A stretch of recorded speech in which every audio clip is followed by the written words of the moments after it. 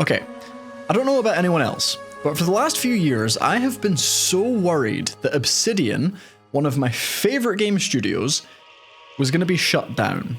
Ever since the studio was acquired by Microsoft, I've been hearing death knells, especially after Xbox also bought what is arguably its biggest creative rival, Bethesda.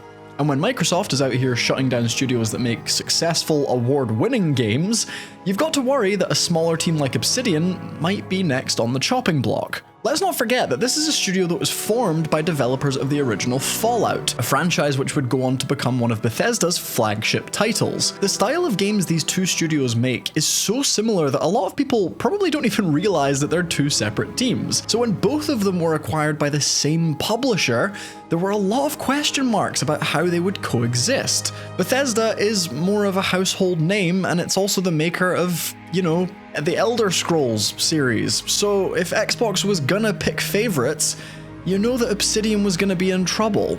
My fears were then fueled even more when The Outer Worlds 2 was delayed indefinitely. Or at least, we just didn't hear anything about it for years and kind of assumed that it had been cancelled. Xbox putting Obsidian's game on ice showed me that it was going to prioritize whatever Bethesda was working on, because in this case, everybody knew that it had a sci-fi RPG of its own in the oven.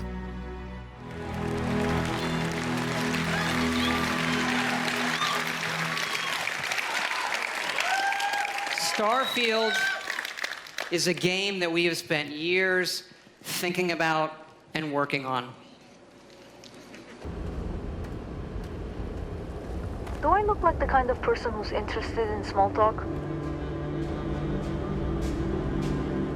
You can imagine my frustration as a huge fan of The Outer Worlds when Xbox put all of its backing into Starfield. Like, they essentially did cancel The Outer Worlds 2 for a while because they thought Starfield was gonna be so much better than it was. And instead of a generational masterpiece, we got this. What the?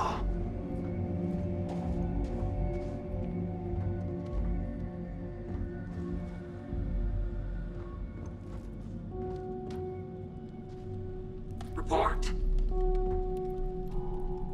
An overinflated, dull, and in almost every regard, outdated game which even die-hard Bethesda fans had trouble enjoying. That was a big deal because Xbox had put a lot of its eggs in Starfield's basket. This is a publisher that really needed a win to help justify all the money it was spending on new studio acquisitions, and so few of its recent homemade titles had resonated with audiences. Starfield was supposed to be the single-player RPG to shift that momentum, to finally give people a reason to buy an Xbox Series X or S. This for that, this for that, this for that, this for that. Who's the black sheep? Yeah, okay, they kind of ruined that for themselves. I'll move on. But little did I know that all that time I spent worrying about Obsidian being shut down by Microsoft, the studio had been waiting patiently. It had been watching everything Bethesda did and how fans reacted to it. And in all that time, it was preparing to drop something very special.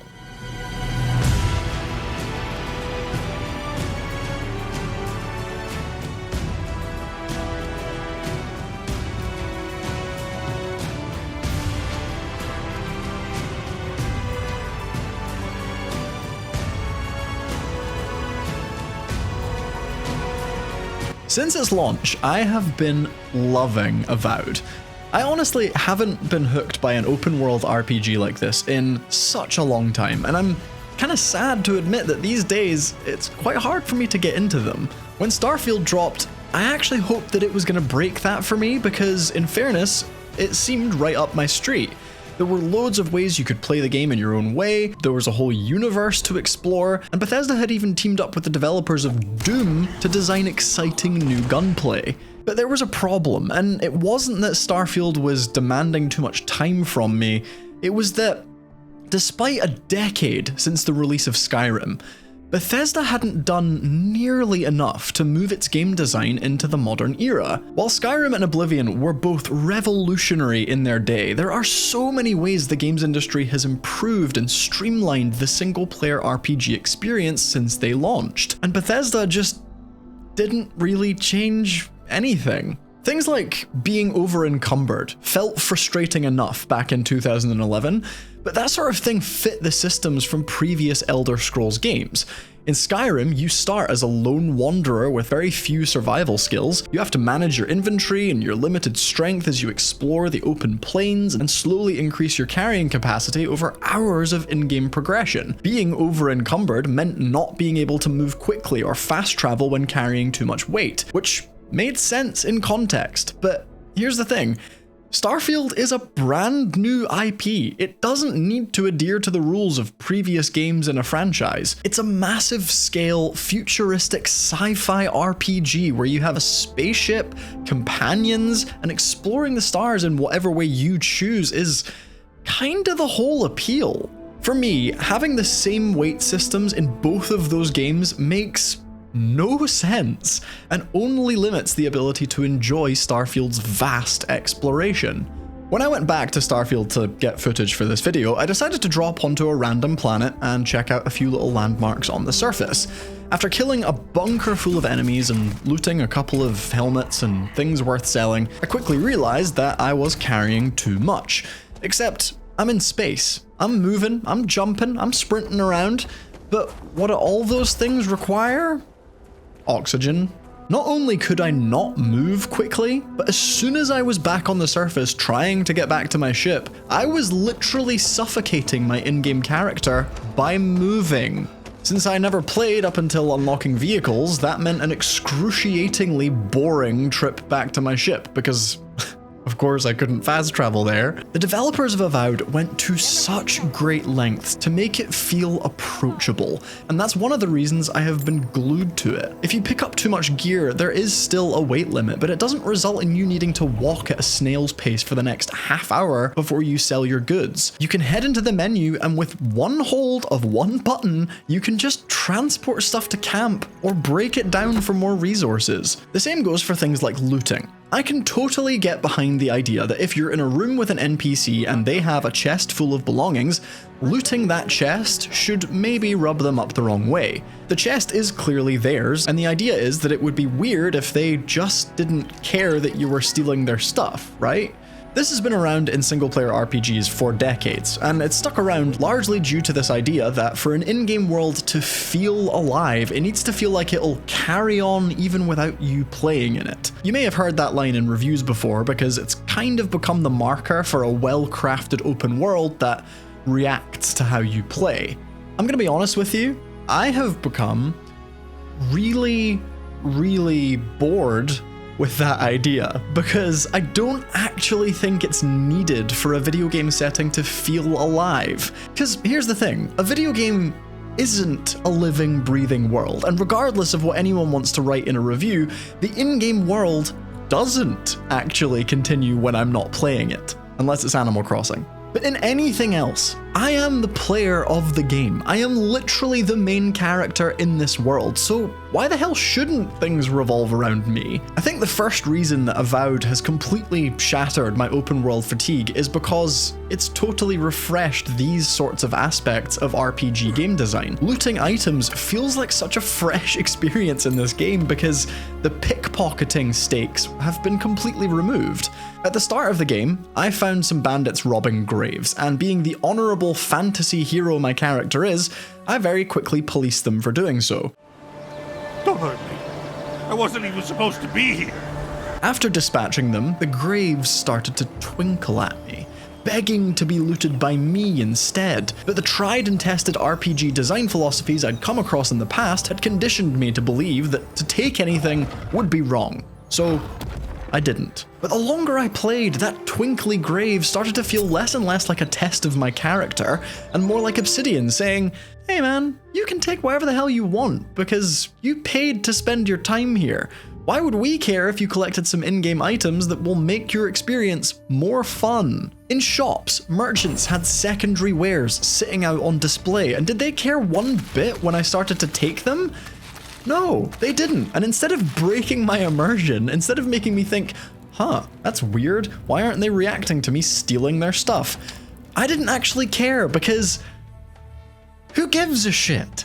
I am the one playing this game. The NPCs don't actually have feelings, resources, or wares. The world of Avowed revolves around you playing it, and the game feels so much better for it. Like it's been handcrafted to be enjoyed, rather than a weird attempt at making a pretend place feel like it's alive. In one of my favorite moments in the game so far, Obsidian even plays on this design choice. You're in a desert and you find a small survivor's cache. A sign next to a table of water bottles tells you that these supplies are in small quantities, so please take only what you need. I'm gonna put my hand up and say that I didn't read the sign. I just saw the water and I wanted the stat boosts from drinking it, so I spammed my F key and took them all. Out of nowhere, this guard from a nearby settlement pops up and starts wagging his finger at me. Hey, you there! Sign says to take only what you need. It had me worried for a second. The character almost immediately yields by saying, You didn't... What am I saying? There's no way you could have known. You're obviously not from around here. Warms my heart to see somebody keeping these wilds honest. I mean, trying. But still. This felt like a self-aware call-out of these types of RPG gameplay systems, and it told me that Obsidian knew exactly what game it was making. The same goes for your character build too. In most single-player RPGs, the stakes feel so high when you're choosing where your upgrade points are gonna go. Before these games even properly start, you need to make a decision as to what type of race you want to be, what backstory you have, and which class of character you want to be. But I always think that it's sort of kind of mean of developers to make you pigeonhole yourself before you have any reference for what these things mean in a gameplay sense. Choosing one backstory, one race, or one class over the other could honestly be the difference in someone enjoying the entire game or quitting out because it doesn't let them play in the way that they want to. I love Avowed's character build and upgrade systems because they're so open for you to enjoy. You may have chosen a ranger class to begin with, like me, but that doesn't limit you from being able to pour skills into the wizard tree throughout your playtime, or completely pivot your character into a warrior halfway through the game. This is how upgrading a character should feel.